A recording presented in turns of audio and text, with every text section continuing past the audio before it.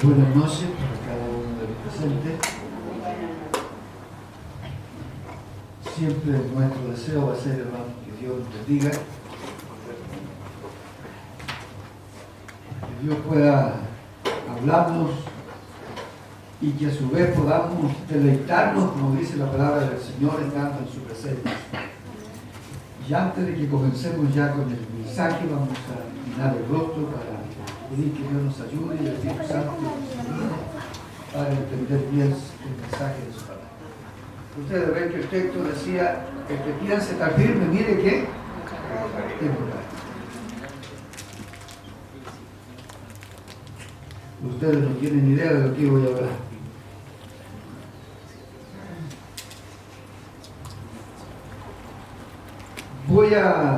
En primer lugar, hermano, voy a señalarles una estadística.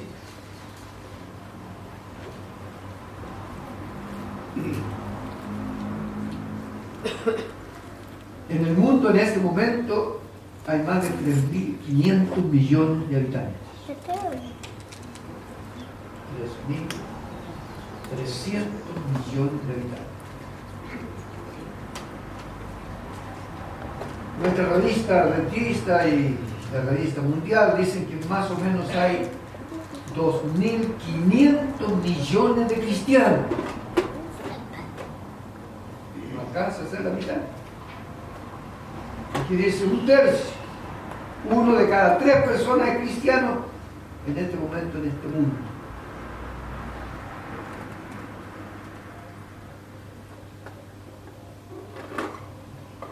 En el mundo actual, como les he señalado, 2.500 millones se identifican como cristianos y se estima que hay unas 41.000 denominaciones y organizaciones cristianas.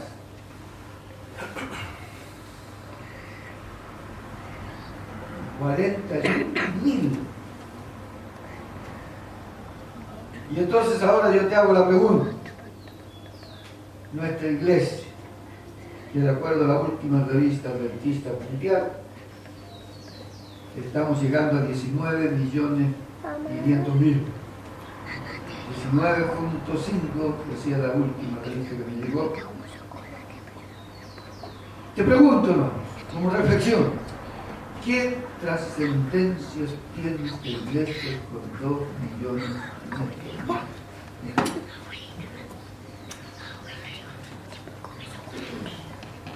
¿Qué peso tiene? ¿Qué papel podemos jugar en este panorama mundial?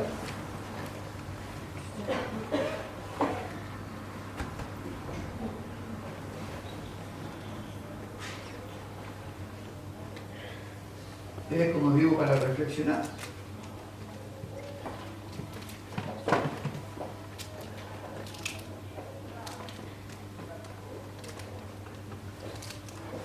Cita del Espíritu Profecía, Servicio Cristiano, página 49. La distancia entre Cristo y su pueblo se amplía. La distancia entre Cristo y su pueblo se amplía y se estrecha la que separa a los cristianos del mundo. Las señales de distinción entre el profeso pueblo de Cristo y el mundo casi han desaparecido.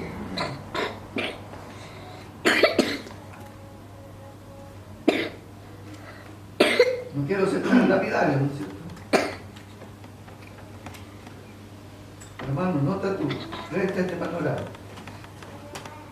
1.500 millones se identifican como cristianos. 41.000 denominaciones y organizaciones cristianas en este conglomerado, hermano.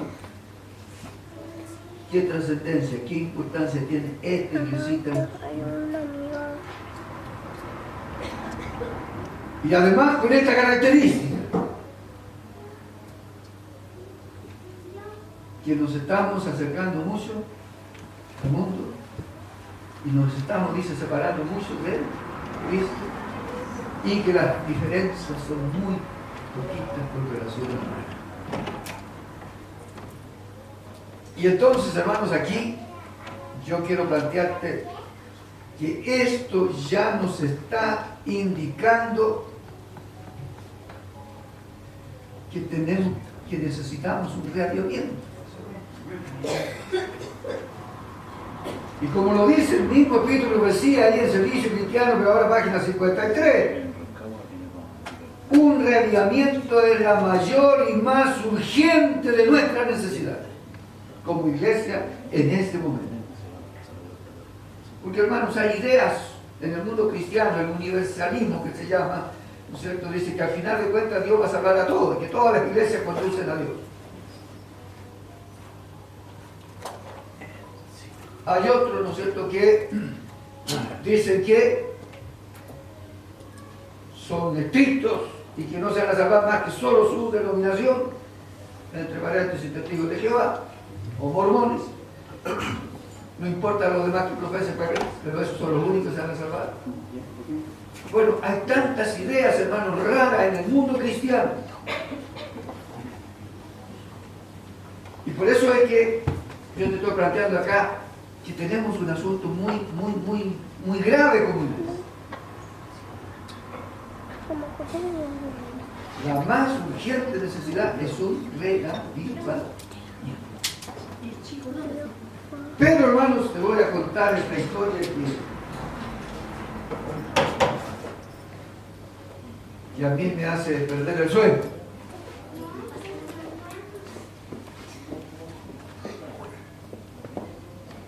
Nuestro presidente de la Asociación General, Pastor Wilson,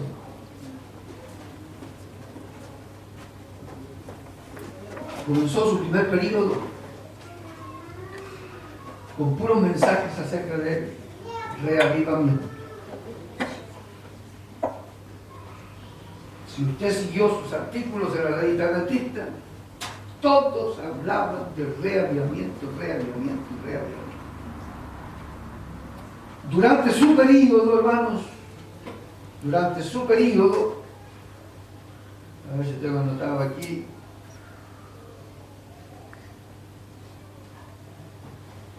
pero en uno de los trimestres de su período, estuvimos todo un trimestre en la escuela sabática estudiando acerca del reavivamiento.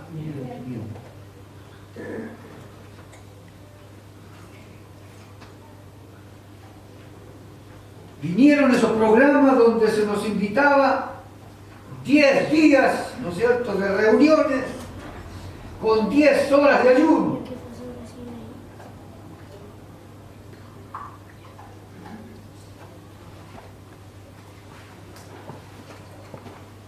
¿Y qué pasó?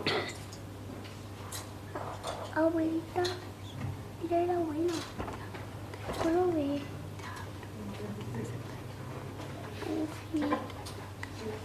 Puede ser que haya habido algún tipo de reavivamiento, pero no fue general.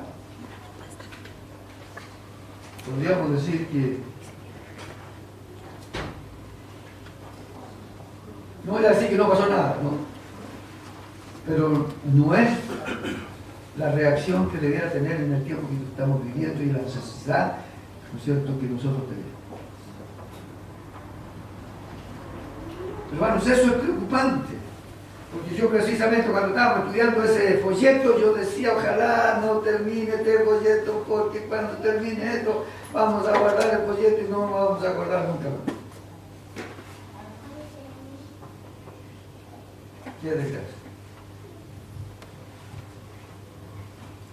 Yo no vi ninguna iglesia que haya hecho alguna junta preocupada por el reavivamiento y cómo hacerlo, etcétera, etcétera.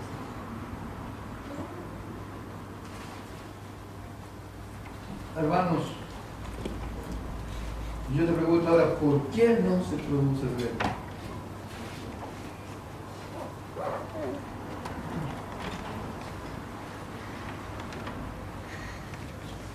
Primera razón por la cual no se produce o se debiera producir El espíritu de profecía nos dice en forma clara y definida: el revelamiento vendrá en respuesta a la oración.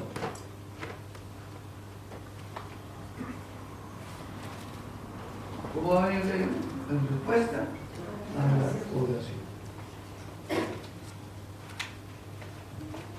¿Entienden lo que quiero decir? ¿O lo que dices así?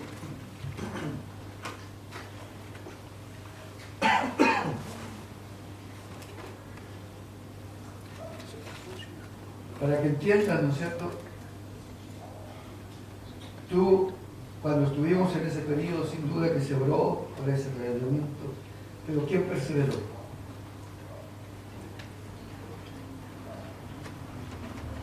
¿Quién siguió orando e insistiéndole a Dios que quiere un revelamiento y que quiere dejar esto, lo otro, etcétera, etcétera, etcétera?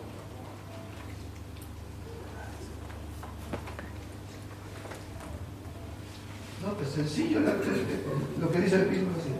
Va a venir en respuesta a la oración de aquel que persevera, que aquel que ejerce fe, que aquel que quiere abandonar las cosas. Pero nosotros oramos y en un mes más ya ni nos acordamos de lo que oramos. No persistimos en la oración y no damos un paso de reavivamiento.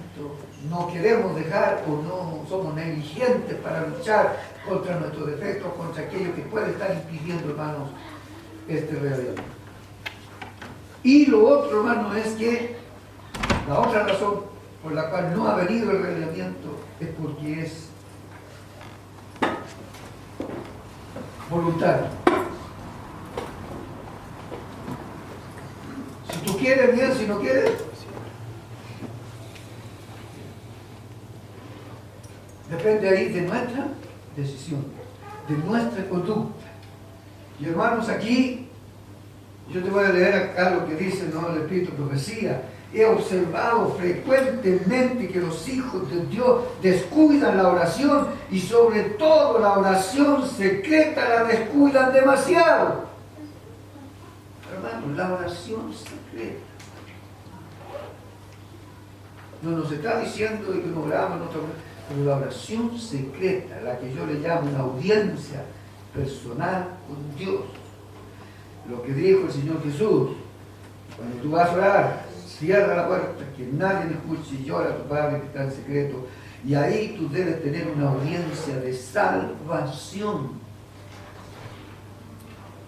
Eso dice el Espíritu, lo decía, que nosotros la descuidamos demasiado. Oramos por muchas otras cosas, pero no nos damos el tiempo para orar teniendo una audiencia salvadora con el Señor. Ustedes ven, una vez se puede levantar, hermanos, y dice: bueno, Señor, gracias, me cuidaste durante la noche. Paz, te acosté, yo uso siempre eso: Señor, paz, me has despertado. Junto a mi familia, junto a mis vecinos, los pongo también a ellos, disfrutando de esa bendición. Y gracias porque ahora tengo vida, salud, me has renovado, misericordia, techo, agua, alimento, sustento, bueno, todo. Mis hijas, mis yernos, mis nietos se fueron a trabajar, prospéralo, bendícelo. Linda oración, pero no salva a nadie. Esa no es oración de salvación, es de gratitud. No está malo, pero no salva.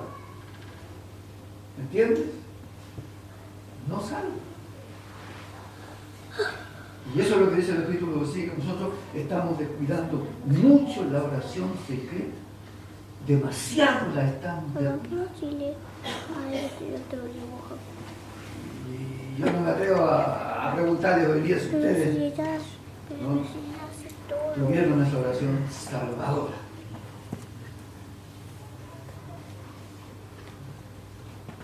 Eso es lo que nosotros, hermanos, necesitamos. Y como es voluntario, se nos olvida muy luego que hay necesidad de un reavivamiento, etcétera, etcétera, etcétera. Entonces, hermanos, ¿qué tiene que hacer el Señor?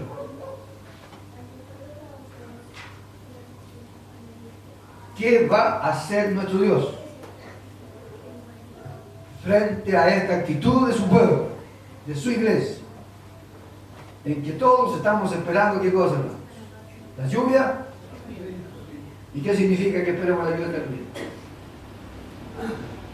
Si oramos por la lluvia tardía, estamos orando por el fin del mundo. Y eso significa que va a descender el poder del Espíritu Santo, ¿no es cierto?, en su iglesia para la predicación del Evangelio a todo el mundo, y se producirá la segunda venida de nuestro Señor Jesús. Busquemos en el libro de Amós ahora para saber qué es lo que va a hacer el Señor frente a la actitud de su pueblo, que con relación al reavivamiento en este momento es difícil.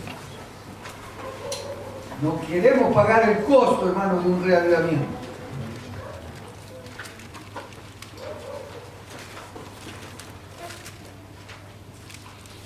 Capítulo 9 de Amós, después de Daniel. Joel, Amós, ahí está Osea, Joel, Amós. Capítulo 9, verso 9.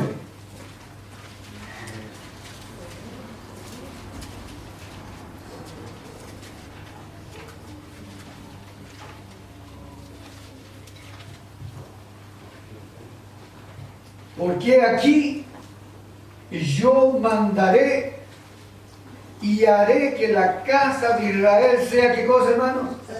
Zarandeada entre todas las naciones, como se zarandea el grano en un arnero y no cae un granito en tierra. Hermanos, aquí el Señor, acuérdense que el sábado hablábamos de Amós, ¿no es cierto?, y de Isaías, que era el periodo de eso, y también está justo también el periodo de Jeremías, cuando el pueblo de Israel estaba en apostasía, hermanos, y alejado de Dios, y entonces Dios le estaba dando los mensajes de esperanza, ¿no?, como el alfarero, ¿no es cierto?, Dios podía hacer un tratamiento especial, como eso de los huesos secos y resecos, ¿no es cierto?, por obra del Espíritu Santo, ¿quién podía revertir la situación del pueblo de Dios? Acuérdense que Dios dice, voy a tener que zarandearlos. ¿Y cuál era el plan de Dios? ¿Qué quería decir el Señor con ese zarandeo? Mira lo que dice el comentario bíblico, hermano nuestro. Los israelitas serían esparcidos entre todas las naciones, zarandeados, para que se pudiera determinar por medio de esa prueba quienes permanecerían como leales seguidores de Dios y quienes se unirían con los paganos y se negarían a volverse del cautiverio. Dios los amaba, pero escogió usar, hermanos, un extraño y doloroso método con el propósito de despertarlos de la necesidad, dice aquí, de un cambio radical. Y yo le pondría ahí de un reavivamiento.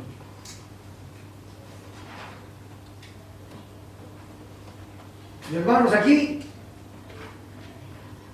Dios ahora tiene otro método, ya que el reavivamiento voluntario no camina. Para el que no camina, va a venir, ¿qué cosa? Un zarandeo. El que no vive permanentemente en un reavivamiento, va a venir un zarandeo. Y aquí, hermanos, si usted no se unió a este zarandeo, aquí, quiera o no quiera, se va a definir señaladamente. Entonces, hermanos, aquí tenemos que ir viendo, ¿no es cierto?, el zarandeo. Va a venir un zarandeo.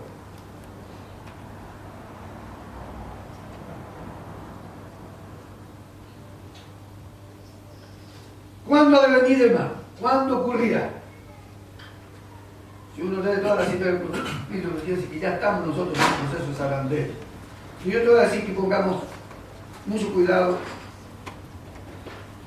Hay dos formas de zarandeo. Hoy, ahora, se está produciendo un zarandeo. En tu vida y en la mía. Y después va a venir, hermanos, un zarandeo culminante que ocurrirá al final de la historia de la iglesia. Ambos, dice, tienen el mismo propósito, la misma naturaleza, solo que habrá una diferencia. La intensidad será mucho mayor. Y hermanos, aquí yo quiero que tú lo veas bien. Este pensamiento yo me acuerdo lo capté cuando estaba en una reunión, pastor Axel Fox, que murió, uno de los líderes nuestros, hermanos, teólogo eminente, ortodoxo, que salvó la iglesia de la división cuando tuvo el problema de Desmond Ford, murió. Y yo escuché su mensaje, hermanos, y él decía, bueno, para venir un zarandeo. Y diariamente, dice, nosotros estamos siendo zarandeados. Pero como iglesia, forma histórica, eso tiene un periodo, un momento en el plan de Dios. La diferencia de los dos zarandeos es la intensidad. Y en este sentido, hermanos, vamos a ver este zarandeo en nuestra vida cotidiana. ¿Cómo sales tú de este zarandeo con relación a estudiar la Biblia?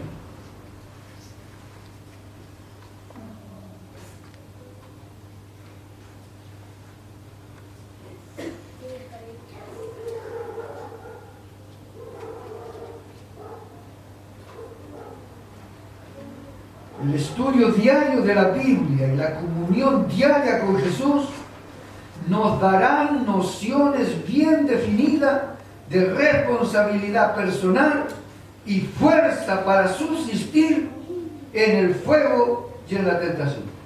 Joya de los testigos. Hermanos, tú ves que hay que tener, hermanos, esto. Zarandeo diario, cotidiano, como seres humanos. Tenemos que tener esa comunión con Dios. La Biblia es la palabra de Dios, inspirada por Dios. ¿Cómo sales tú de ese zarandeo diario? ¿Cuánto tiempo dedicas a estudiar y a entender lo que estás estudiando?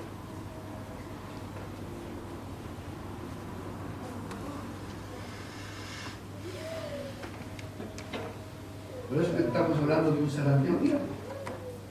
Y lo mismo podemos nosotros ahora señalar con relación a la oración.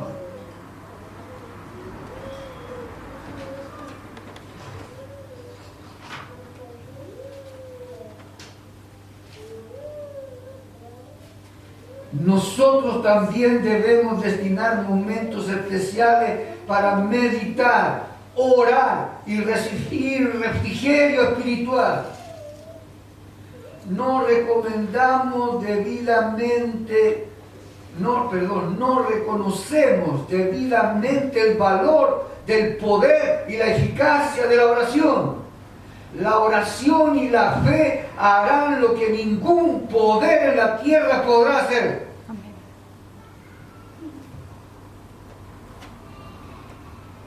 ¿Cómo salimos de este zarandeo? Sencillo. Tenéis la Biblia. Yo tengo 4 o 5 Biblias en el escritorio. ¿Cómo salgo de ese zarandeo diario? Las leo, las estudio. ¿Cuánto tiempo estoy dedicando a orar?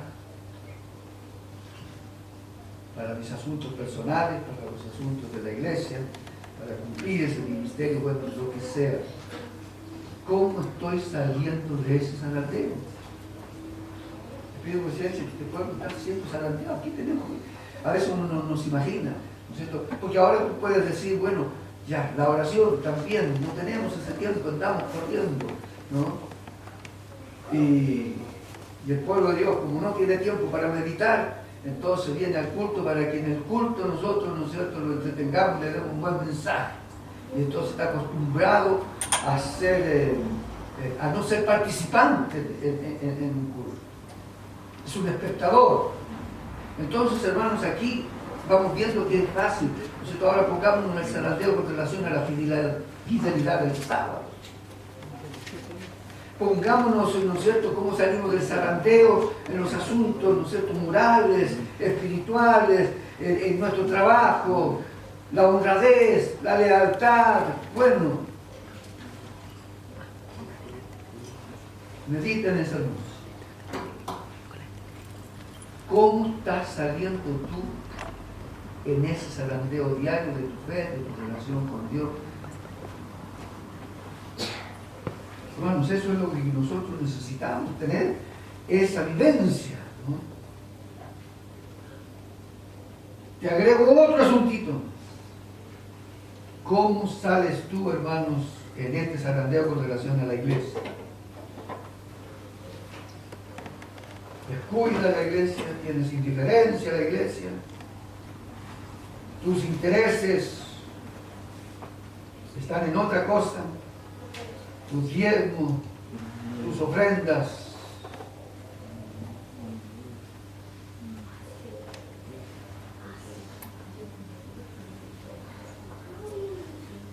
¿Cómo salimos, hermanos, en ese zarandeo?